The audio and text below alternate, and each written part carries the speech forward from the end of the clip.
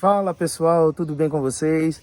Nós estamos aqui no canal do Marcos Pela Cruz e muito bom você estar aqui. Nós estamos aqui na cidade de Igarapé, nós acabamos de ministrar aqui no acampamento com o É Pra Jesus e eu estou aqui com o pastor Daniel. Fala um oi aí, pastor Daniel. Olá pessoal, graça e paz, tudo bem? Que a paz do Senhor, que excede todo entendimento, seja pleno sobre o teu coração, em nome de Jesus. Amém.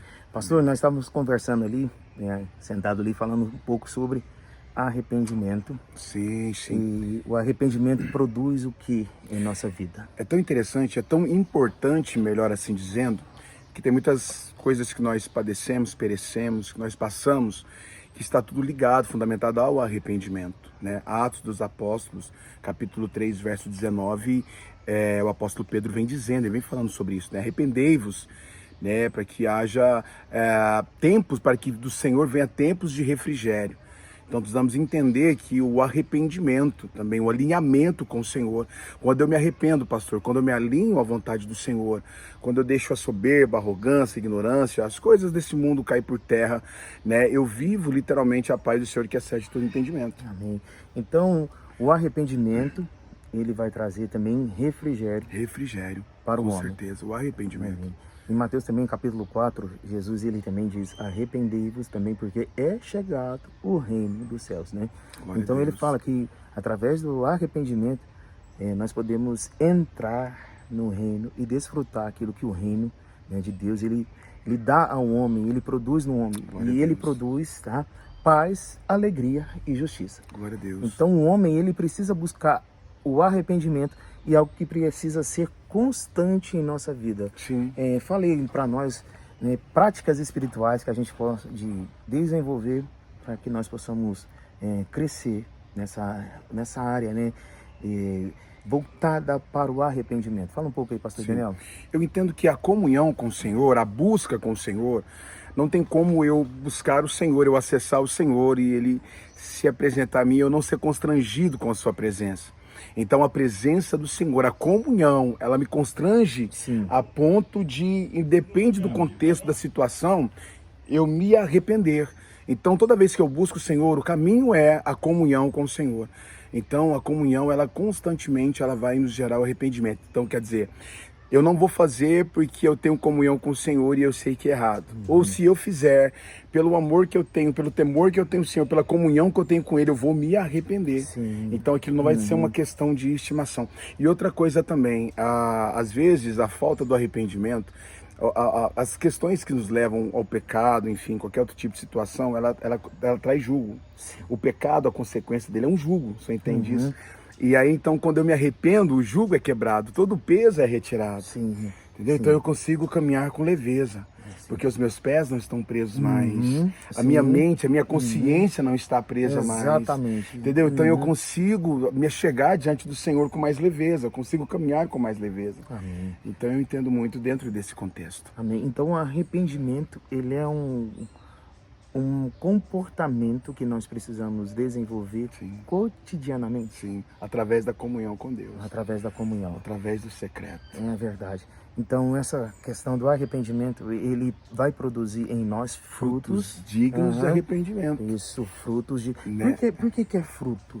Né? Fruto é algo que amadurece. Sim. É algo que é palpável.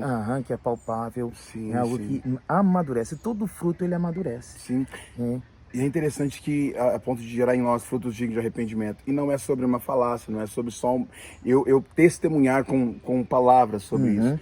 Então, uma pessoa que ela é literalmente arrependida, uma pessoa que literalmente ela vive isso constantemente, quando nós conseguimos observar e ver através de um coração quebrantado, através de uma pessoa cheia do Espírito Santo, né? Uma pessoa sensível ao Espírito Santo. Então, isso são os frutos também, né? Na verdade, é a testificação de uma pessoa que ela vive, né? Doutrinamente assim, arrependimento genuíno. E é engraçado que o arrependimento, ele é uma mudança de comportamento. Aquilo que eu fazia, já não faço mais. você já não faz mais. Então você muda a sua conduta. E é engraçado que o arrependimento, né, não pode ser como um remorso. Né? As pessoas confundem muito arrependimento com remorso. Tá? O arrependimento, ele muda a nossa conduta, ele muda o nosso comportamento, porque agora ele produz fruto. Sim, sim. É muito interessante isso, porque eu entendo que o remorso, ele é momentâneo, né? Ai, cometi um pecado aqui, falei com o Senhor, ai, Senhor, eu estou arrependido. E quando eu saio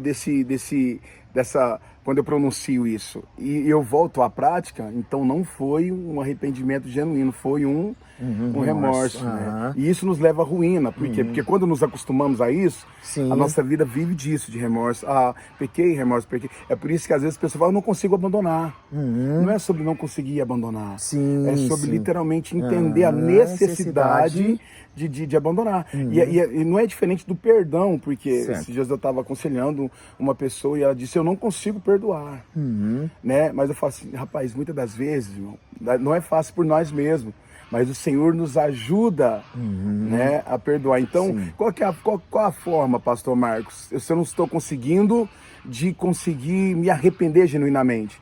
Como nós dissemos antes, quando eu começar a acessar o Senhor, e Ele começar a se apresentar a mim, quando Ele começar a vir, eu vou começar a me arrepender, porque a presença dele constrange. Isso é verdade. Né? Se eu não errar a referência aqui, mas eu lembrei aqui de um texto, a qual o apóstolo Paulo diz lá em Romanos, acho que é capítulo 3, eu não me lembro se é capítulo 3 ou capítulo 6, mas eu vou ficar aqui com o capítulo 3.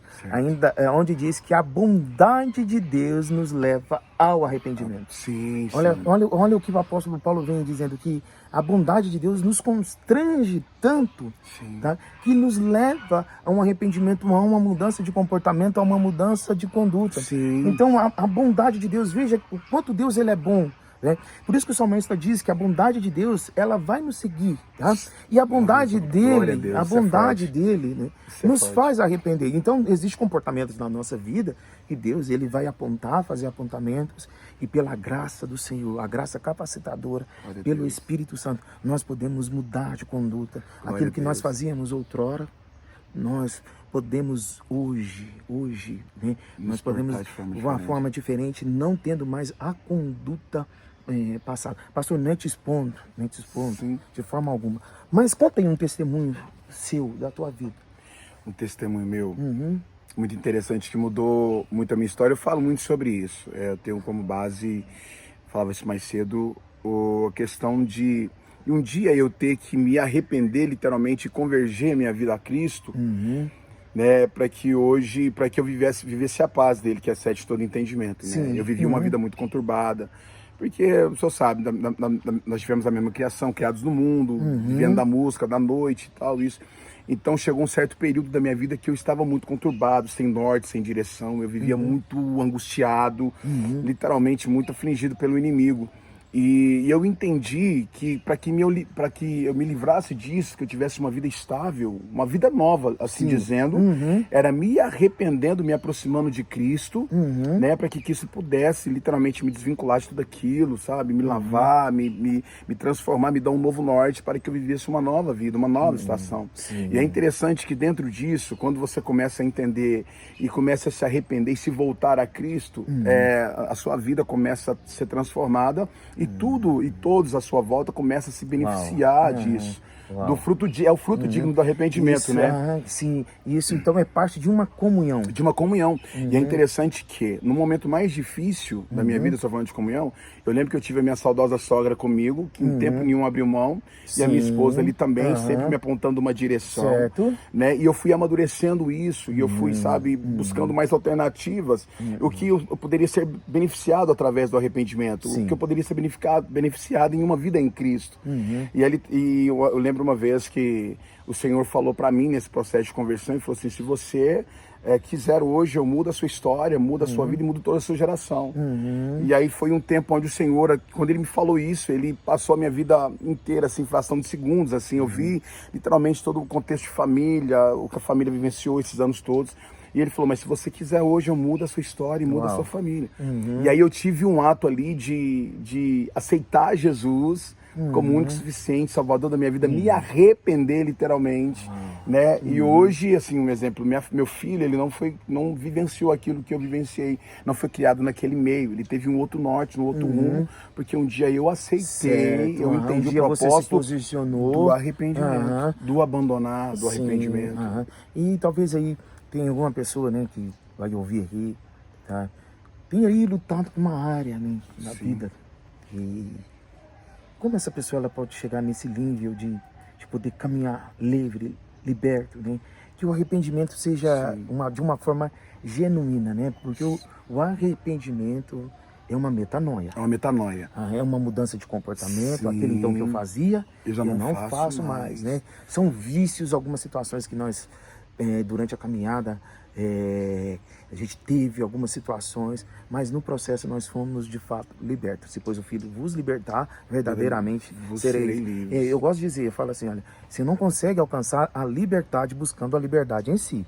Você não alcança. Sim. Primeiramente, nós Você precisamos... só alcança a liberdade, você só alcança a liberdade buscando a verdade. Glória a Deus. E a verdade chega para as nossas vidas Sim. em algumas áreas da nossa vida. Nós temos conhecimento da verdade. Com certeza. Por exemplo, a gente pode ter bastante conhecimento em qualquer área da nossa vida. A Bíblia ela vai falar, a gente pode conhecer ao Senhor, né, em todos os aspectos da nossa vida e adquirimos a liberdade por meio de Cristo Jesus. Sim. E é interessante que pastor, o primeiro passo é reconhecer. Uau. Primeiro passo. Reconhecer a minha condição hoje. Sim. E eu ter a humildade o suficiente de falar, cara, eu preciso dessa metanoia, eu preciso me convergir, eu preciso me arrepender, entendeu? Quebrar todo o orgulho, toda a altivez e, sabe, entender a dependência em Cristo. Rapidinho, só um exemplo aqui rápido para resumir isso que eu estou dizendo. O apóstolo Paulo era um homem muito sábio, era um homem, né, era muito assíduo naquilo que ele fazia, né, porém numa altivez muito grande, até o ponto dele se encontrar com o Senhor. É interessante que no capítulo 8 de Atos, Deus vai dizer que ele respirava ódio, tinha sangue sobre as suas mãos e ele tinha um propósito em matar os discípulos, porém no caminho ali, no capítulo 9, já ele teve um encontro com Cristo. Sim.